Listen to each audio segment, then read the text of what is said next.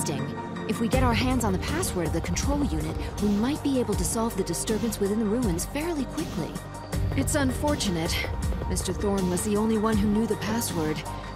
And now he's disappeared inside the paradox. I don't know if he's dead, but I doubt we'll ever see him again.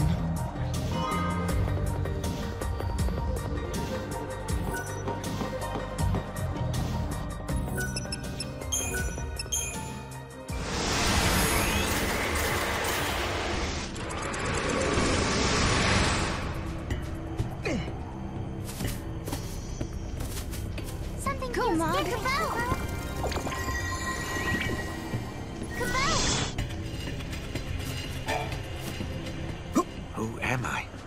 Where am I? Why can't I remember anything? If only I could remember my name.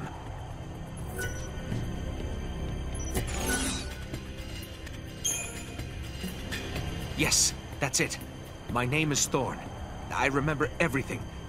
I was investigating the ruins with my colleagues, and suddenly I felt someone push me into the paradox, and somehow it absorbed me. I see. She told you my name, did she? I'm relieved to hear that they're still working as hard as ever, even after I'm gone. It's good to know I taught them well. I think I understand the situation. So you're trying to find the password for the control unit in order to resolve the paradox in the ruins, is that it? Well, I'm as good as dead, so the key to solving the paradox is no help to me. Here, take it. I've written down the password. Maybe you can save everyone.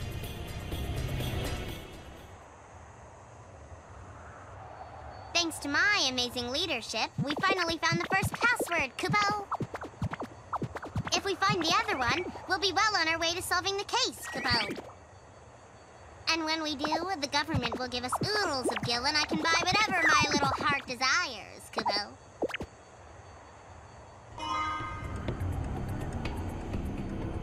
Do I need to get my hearing checked? Or did he really say that he was pushed into the paradox? Does that mean someone tried to kill him? We should be careful. Come on. We need to go find that other password. I think there might be clues in the ruins of the future. Yeah, I hope so. Let's go find them.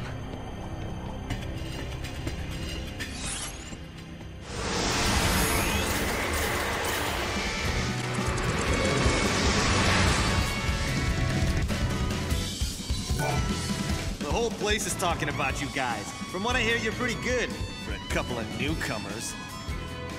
Talk to me. I can be convinced into letting you handle the device. All right. You seem to have at least some knowledge of it. It's not publicly known that it requires passwords to unlock. Okie dokie. Go ahead and take a look if you want.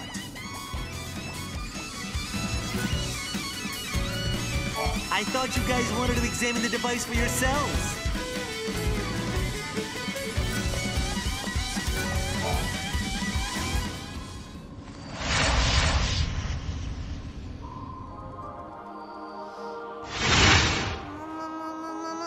I sense it, Kupo. The password is up ahead, Kupo. It's hidden in the labyrinth? That makes sense to me. That explains why we couldn't seem to find it anywhere.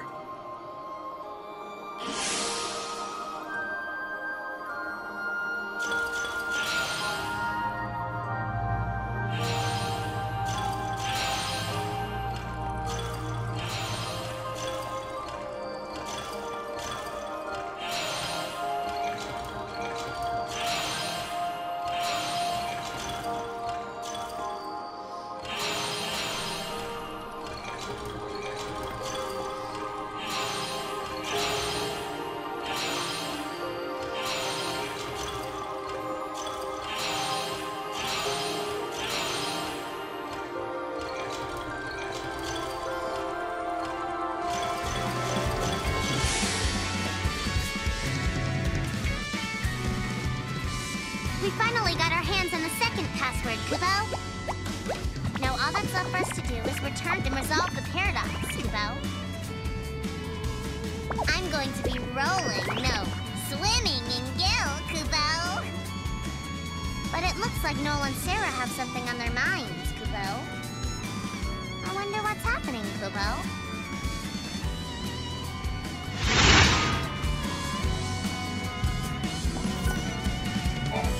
part of the paradox effect? Whatever it was, it gave me the creeps.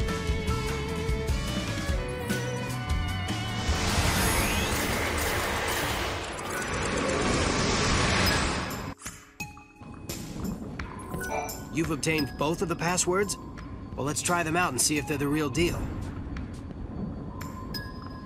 The good news is the passwords were correct, but now we're faced with a new mystery. This paradox. It seems it was created by people. In 20 AF, someone tampered with the control unit, which looks to be the cause of this entire situation. The culprit was responsible for the monster population increase, and for taking out those who knew the passwords. I believe that a group that opposed the Academy's ideals used the paradox for their own gain. They tried to destroy the institution once and for all. To this day, we're still in the dark as to who was behind this operation and why. You two were a great help in solving this tough situation. As a government representative, I'd like to offer you some compensation for your trouble.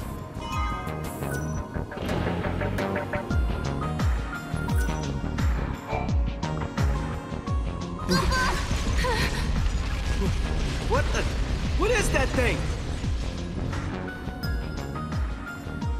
Please, go and find out what it is. If it turns out to be a dangerous monster, make sure to destroy it on the spot.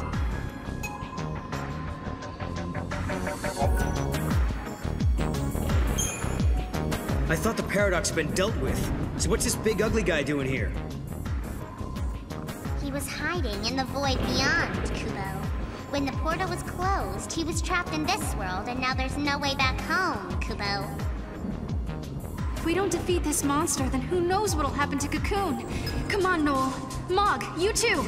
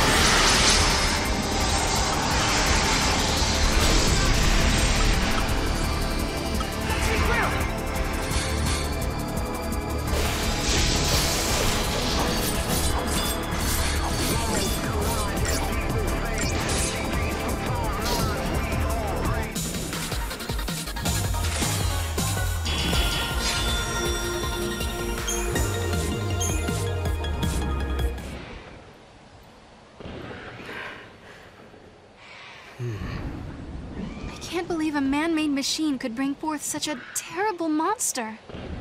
And the paradox, too. That was caused by humans as well, wasn't it? Monsters don't kill people. People kill people. Does that sound about right? Truer words were never spoken, Kubo. People are much more scary than monsters, Kubo. We risked our lives to solve the case, Kubo. And how does the government pay us? Not with gil, but bits and bobs and household goods, Kubo. No one needs 10 years worth of toilet paper, Kubo. No one! I had no choice but to decline their offer. The government is evil, Kubo. Humans are evil, Kubo.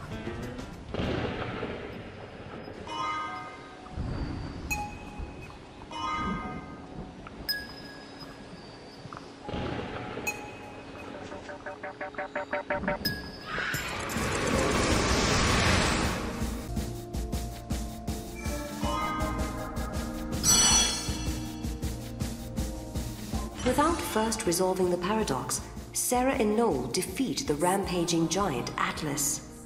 In the ensuing confluence of energies, they are suddenly transported to an entirely different location. The two find themselves standing on a rolling plain that Sarah recognizes as the steps of Grand Pulse. A thudding boom resonates through the air. They have heard heavy footfalls like these before. All around them are gigantic soldiers, man-made weapons of destruction. The final war, spoken of in the prophecies, has begun.